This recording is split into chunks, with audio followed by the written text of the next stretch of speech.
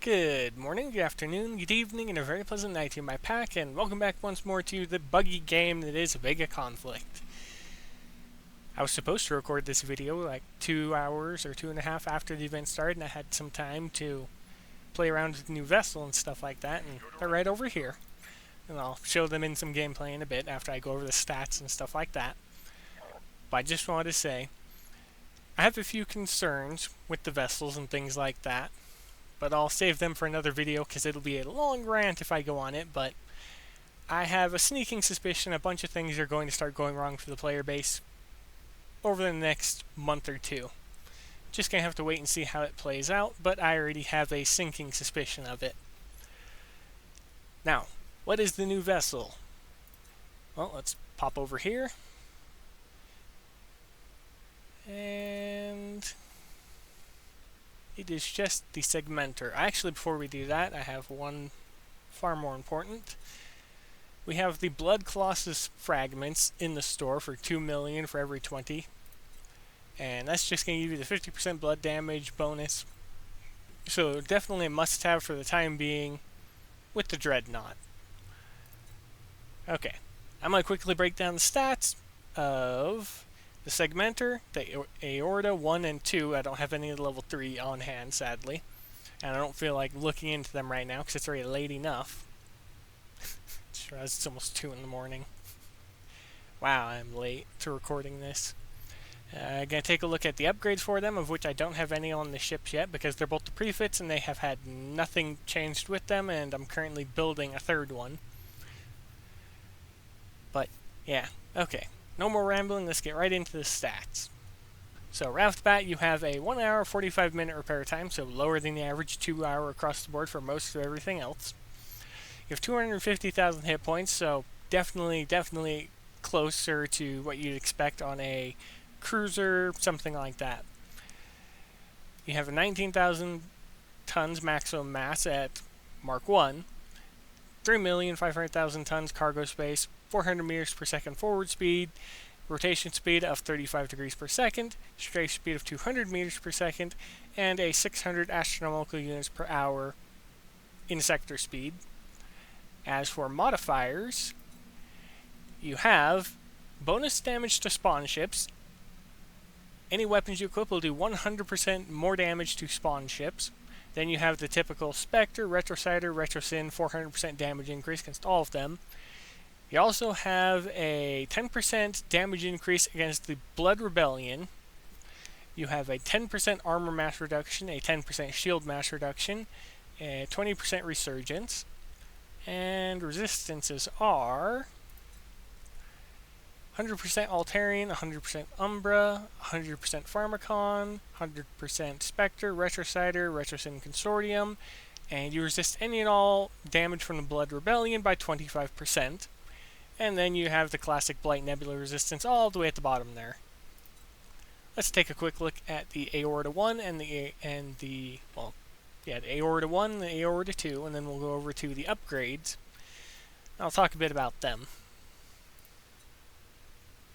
So, Aorta Vulcan 1, coming in with 200, that would be impressive, but coming in with 23,250 damage per second, kinetic specifically, weighing in at 2,943 tons, with a range of 2,500 to 5,000 meters, so it's a decent range, and here's the kicker.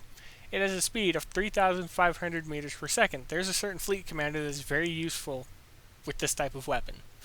It has a ricochet, but I'll go over that after I talk about the projectile range, and that is a maximum range of 5,300, so just slightly above that actual max range of 5,000.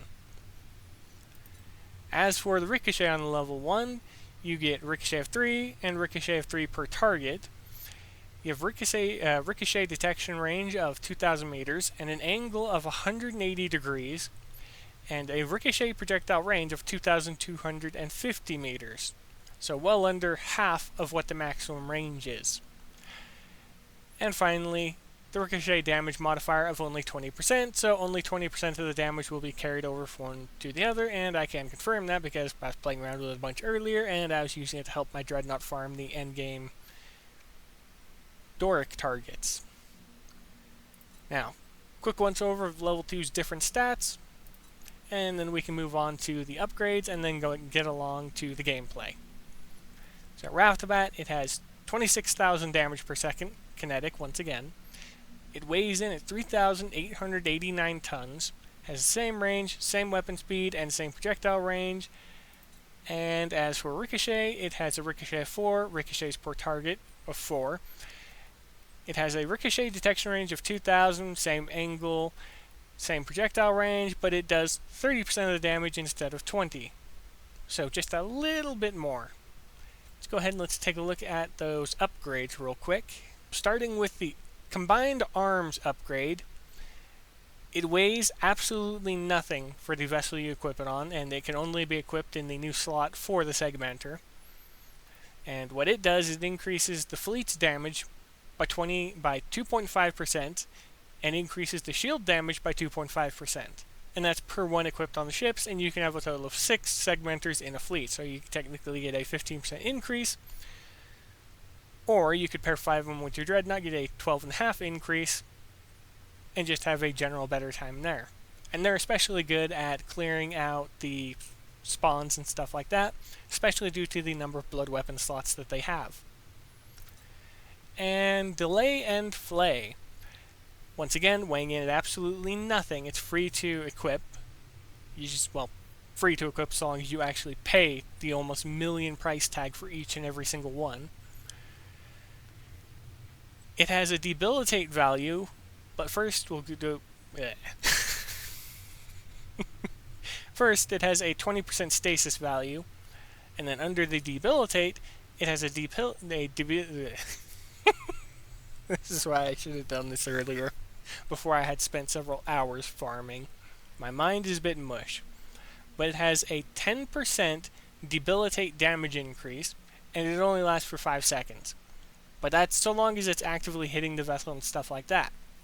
So as long as you're actively having the one that has that equipped, it'll be able to increase your damage by 10%, on top of the possibly 10% off of everything else. So Dreadnought-wise, you could pair 4 of them with the combined arms and 1 of them with the delay, and then give the one with delay the longest range weapons you could.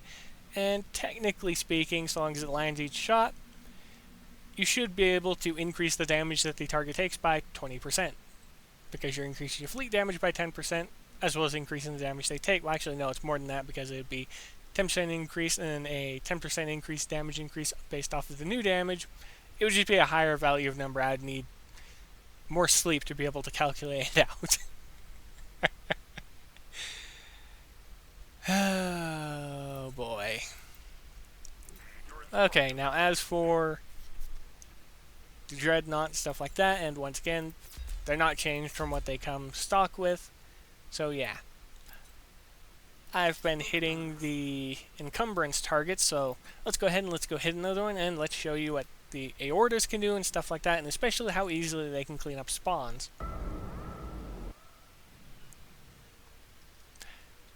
Now, first thing I will say is I don't have my farm fitting on because I've been refitting a bunch of my Dorix as of lately to a new fitting. So this is the same fitting I had for the PvP, as a few people may notice that might have had that little bit of fun of being able to attack it as I kept going, setting it out for free points, more or less.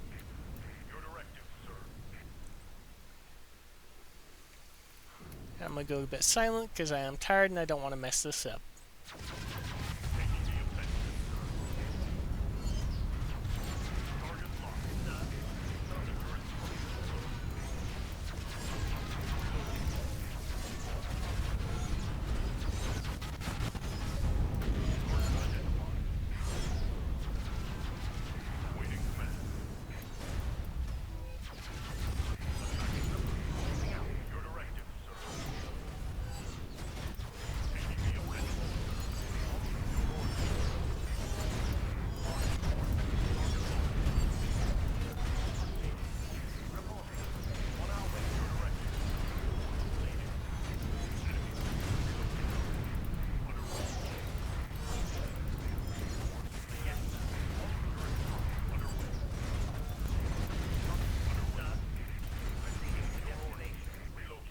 more or less just get the Dreadnought away from them at this point, because it's just a matter of cleaning up the fight now.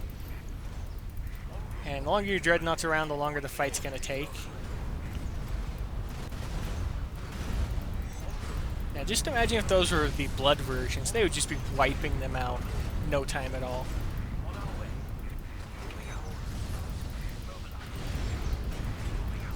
Oh, and full 360-degree firing arc, so they don't have a blind spot.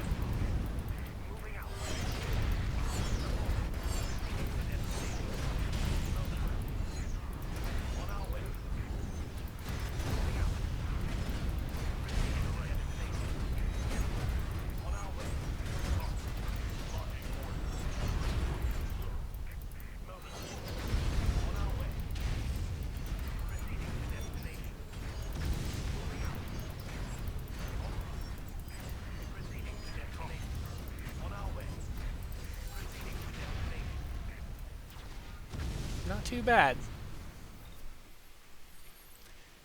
Repair time of only 15 minutes. Would have been a little bit less there at the end, but I wasn't paying attention to my Dreadnought, and as you could probably see over on the bottom side, it was being shot a bit.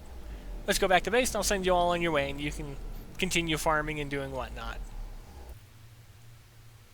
Oh, nice. Coin deal. Okay, then.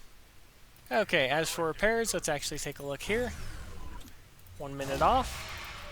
Not too bad, 14 minutes, 32 seconds. That's pretty close to what I was getting earlier. I was getting about 12 to 14 minutes for the most part when it was solo, so that didn't change much. I'm still getting used to flying the two separate sets of vessels in the fight. But that is the Segmenter. It is essentially the baby of the Suppressor from the Xeno Division, the Pegasus from the Axis, and I can't remember what the vessel is that had Debilitate first at the moment. I do apologize. I could probably include it in the comment section or something like that. But yeah, for the most part, it is essentially just a Suppressor mixed with a Pegasus at tier 13. So if you've played with either of them, you'll know exactly how this vessel works. Full 360-degree firing arc, no range increases, but it does just great damage against spawns, so pairs extremely well with the Dreadnought if you focus Dreadnought on heavy weapons to be able to wipe out vessels very, very quickly.